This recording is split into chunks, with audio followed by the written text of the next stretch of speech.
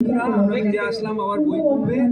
আজকে আমি পেয়েছি আমাদের মধ্যে ডক্টর রজত বিশ্বাসকে। উনি বাংলার বিভাগের অধ্যাপক। বোধহয় আপনি ডিপার্টমেন্ট হেডও, তাই না? আচ্ছা, তো উনি বাংলা বিভাগের ওমেন্স কলেজের অধ্যাপক এবং ডিপার্টমেন্ট হেড, এবং ওনার আমাদের এখানে এসে কিছু কোর্সও করেছেন, লাইফ ওয়াইজ ভয়েস ইন্টেলিজেন্স, এবং ওনার মাইন্ডফুলনেসের উপরে খুব ওনার ইন্টারেস্ট।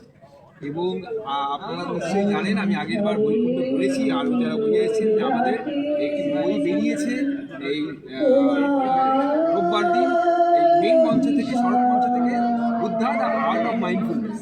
এবং সেখানে আমরা ডিসকাস করেছি মাইন্ডফুলনেস সাবজেক্টটাকে খুব বিস্তৃতভাবে, যে মডার্ন, মানে আমরা যেটা জন ক্যাবেট-জিন থেকে 1982 সালে উনি বুদ্ধার যে টিচিংসগুলো ওয়েস্টে আমদানি করেন, সেখানে উনি এই মাইন্ডফুলনেস কনসেপ্টটা, আর বুদ্ধার টিচিংস অনেক রিলিজিয়াস ডাইভার্সনে দিয়ে কিন্তু মেইন টিচিংস যেটা ছিল, যেটার সঙ্গে আস্তে আস্তে নষ্ট হয়ে যাচ্ছে, ওয়ার্ল্ডে জনপ্রিয়। তো আপনি তো আমার সঙ্গে আপনার সঙ্গে ক্লাস করতে গিয়ে, আপনার ক্লাস করাতে গিয়ে দেখেছি যে আপনি মাইন্ডফুলনেসের উপর কাজ করছেন, আপনার বাংলায় শেখাচ্ছেন, আপনার কাছ থেকে শুনতে চাইবো, আপনি মাইন্ডফুলনেসকে কীভাবে ভাবেন, কীভাবে দেখেন, এই বইটি আমার এখনো পড়া হয়নি, তো পড়ার ভীষণ ইচ্ছে। আমি খুব সহজে যেটা বলতে পারি যে মাইন্ডফুলনেস, এটা তো যারা এটা নিয়ে চর্চা করেন তারা জানেন যে বুদ্ধিস্ট ফিলোসফি থেকে ব্যাপারটা এসছে। আশা করি ঠিক বললাম। আপনারা বই লিখেছেন যখন, অনেক বেশি আপনি এটা এক্সপিরিয়েন্স, অনেক বেশি অভিজ্ঞ। আমি খুব সহজ করে বলছি যে যেটা যখন করছেন তখন সেটার মধ্যেই থাকুন। আপনি স্নান করছেন, জল ঢালছেন খুব আস্তে আস্তে, আপনি ফিল করুন যে জলটা কোথায় যাচ্ছে, আপনি মাথা আঁচড়াচ্ছেন, ওই যে কোথায় কোথায় চিরুনিটা আপনার স্পর্শ করছে, আপনি কফি খাচ্ছেন, খুব ভালো লাগছে আমার, মানে ওই যে প্রতিটা চুমুক আপনি ফিল করবেন। যখন যেটা করছেন তখন সেটা, আপনি রান্না করছেন সেটার মধ্যে গেট ইনভলভড ইন ইট, তাই তো?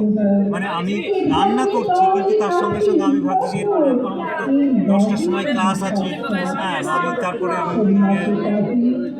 আমি ওই তালিকা, আমি রান্নার মধ্যেও কনসেন্ট্রেট করতে পারছি না, আবার তারপরে কোথায় যাবো সেটাও পাচ্ছি না। তারপরে কি আমি আপনাকে এই তো বিষয়টাই সহজ করে বলি, বিষয়টা এই আপনাকে প্রশ্ন করতে আমার ইচ্ছা হচ্ছে, সেই জন্য এটা মাঝখানে আমি ইন্টারভিউ বলে দুঃখিত। আমরা একটা সোসাইটির দিকে যাচ্ছি, এটা হচ্ছে কি আমরা আনমাইন্ডফুল সোসাইটি।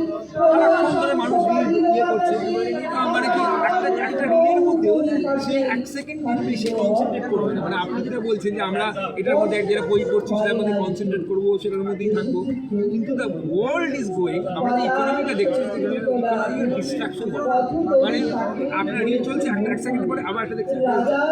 এটাই কি হয়, মানুষের কনসেন্ট্রেট করার ক্ষমতা, মানে প্রত্যেকটা মানুষের মধ্যে মননশীলতা, মাইন্ডফুলনেসকে আমরা বলি বাংলায় মননশীলতার বিজ্ঞান। তো আপনার কি মনে হয়, আমরা কি এমন একটা আনমাইন্ডফুল সোসাইটি, মানে যেখানে কোনো মননশীল থাকবে না, যেখানে সোসাইটির ক্ষেত্রে কিন্তু মোবাইলটা বিশাল প্রয়োজনীয় জিনিস, মোবাইল ছাড়াও থাকতে পারবেন, কিন্তু মোবাইল দিয়ে আপনি চিন্তা করতে পারবেন, থাকতে পারবেন, মোবাইল আপনারা একটু জায়গার দিকে আমরা একটা মাইন্ডফুল সোসাইটি দিকে এটা তো অবভিয়াসলি আমরা একটা আনমাইন্ডফুল সোসাইটির দিকে এগোচ্ছি, এবং আগে এত ডিস্ট্রাকশন ছিল না নিঃসন্দেহে। কিন্তু আবার এটাও ঠিক, মানে আমার যে আমি যেভাবে চারপাশের জীবন জগৎকে দেখছি, তাতে যেটা দেখছি সেটা হচ্ছে আগে কিন্তু এইগুলো নিয়ে, মানে আমি জানি না এই কারণে হয়তো হতে পারে যে আগে এত ডিস্ট্রাকশন হয়তো ছিল না বলেই এই সমস্ত দিকে মানুষ চর্চা I beg to differ in up a single point. আপনি একটু স্টপ করুন।